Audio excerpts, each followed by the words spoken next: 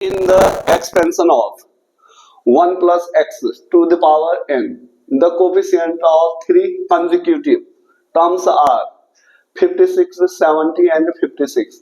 Then find the n and the position of the terms of these coefficient.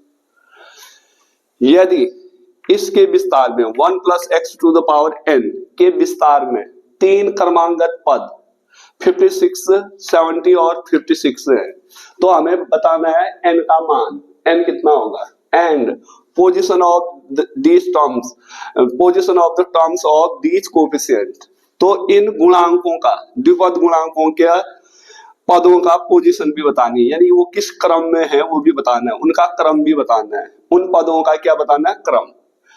Late three consecutive terms are tr plus 1, tr plus 2 and tr plus 3।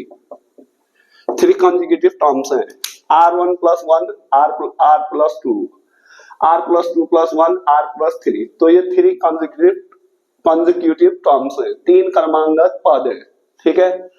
अब हमें मालूम है इसके विस्तार में general term होता है tr plus 1 equals to ncr 1 to the power n minus r into x to the power r, that is ncr x to the power r, but coefficient होता है ये बाइनोमियल कोफिशिएंट, द्विपद गुणांक होता है ncr।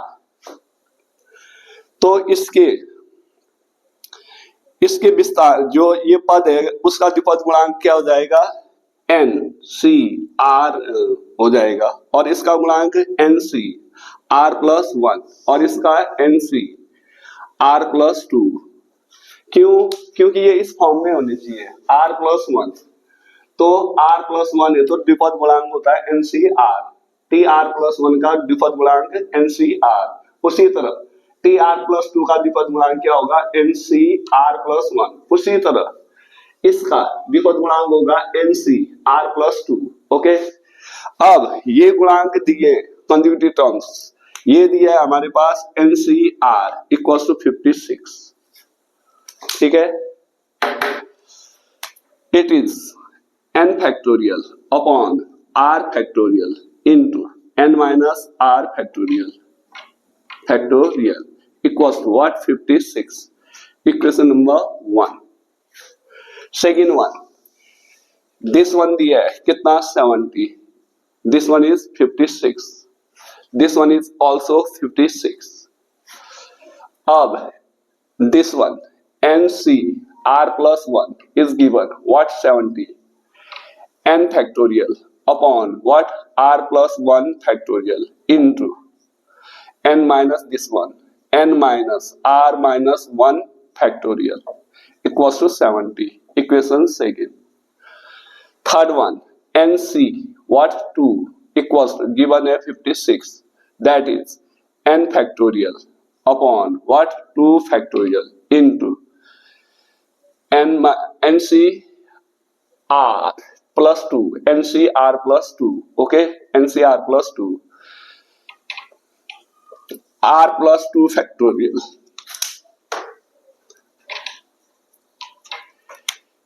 ncr plus ncr plus 1 2 okay, ncr plus 2 equals to what, 56, that is n factorial upon r plus 2 factorial into n minus r minus 2 factorial equals to 56। Equation third. तो हमें value find out करनी है किसकी, n की। अब at first operation करेंगे, equation 2 को divide करेंगे इक्वेशन 1 से। Equation 2 divided by equation 1, equation 1 divide करेंगे तो इक्वेशन 2 को डिवाइड करना है 1 से, तो इसमें डिवीजन इसका, तो this one n factorial upon what, r plus 1 factorial into what, n minus r minus 1 factorial, this one upon this one, तो ये चला जाएगा ऊपर, ठीक है, into r factorial into n minus r factorial upon what? N factorial. This one upon this one. It is 70 upon what? 56. N factorial cancel out. Okay. R factorial, it's okay. N minus R into what? N minus R minus 1 factorial. इसकी जगह, ठीक है, upon what? R plus 1 into what? R factorial. इसकी जगह, ठीक है, इसकी जगह n minus r minus 1 factorial equals to 7 10 जा 7 8 जा. Okay, r factorial cancel out. N minus r minus 1, n minus r minus 1 factorial cancel out. What remains? N minus r upon what? R plus 1 equals to what? 2 5 जा 10, 2 4 जा 8. Okay, equation 1 complete. This one. Now cross multiply. Okay, 4n minus 4r equals to 5r plus what? 5. 4n equals to 5r plus 4r plus 5. It becomes 4n equals to 9r plus what? 5. Equation number 4. अब equation 3 को divide कर दें equation 2 से. a upon b upon c upon d equals to a upon b upon c upon d equals to a into d upon b into c. Okay, ये operation है. Equation 3 divided by equation 1 divided by equation second. Okay, equation second. n factorial upon what? r plus 2 factorial into what? n minus r minus 2 factorial into r plus 1 factorial into what? n minus r minus 1, n minus r minus 1 factorial upon what? n factorial. Okay, equals to what? Equation 3 को divide किया second से, ठीक है, तो this one is 56 upon 70. n factorial cancel out. r plus 1 factorial, r plus 2 factorial, r plus 1 factorial. okay, n minus r minus 2, n minus r minus 1. तो इसको तोड़ दोगे आप.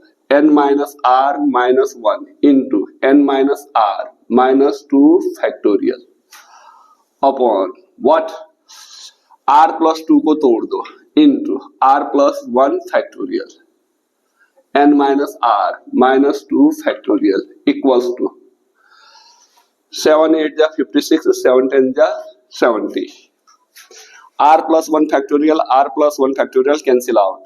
n minus r minus 2 factorial, n minus r minus 2 factorial cancel out. Remains n minus r minus 1 upon what? r plus 2 equals to 2 4 जा 8, 2 5 जा 10. Okay. Now cross multiply. 5n minus 5r minus 5 equals to 4r plus 4 to the 8. 5n equals to 4r plus 5r plus 8 plus 5. 5n equals to what? 9r plus 13. Equation number 5. Equation number 5. Okay. Now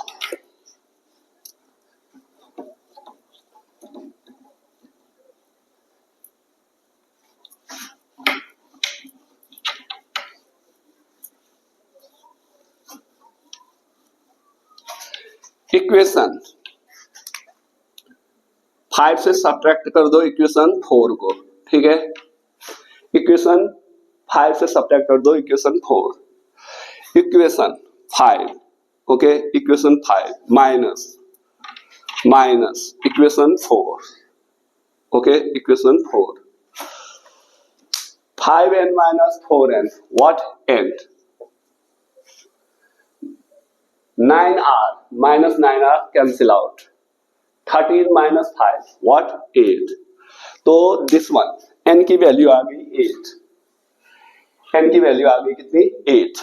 ठीक है, अब equation since 4n equals to 9r plus what 5, n की value put कर दो. 4 into 8 equals to 9r plus 5, 32 equals to 9r plus 5 implies that 9r equals to 32 minus what? 5. 9r equals to what? 27 implies that therefore, okay, r equals to 27 upon 9, r equals to 3. n की value आ गई. अब हमें बतानी है पदों का क्रम क्या है, position of the terms of this coefficient. इन पदों के गुणांकों का, जो ये गुणांक है उनके पदों का क्रम क्या है. ठीक है, तो हमारे पास था ये t r plus 1 t r plus 2 t what r plus 3, r plus 1 r plus 2 r plus 3. Okay, तो r की वैल्यू 3 आई है, तो 3 plus 1 t 3 plus 2 t 3 plus 3, it becomes t6, t4, okay, it becomes t5, it becomes t6.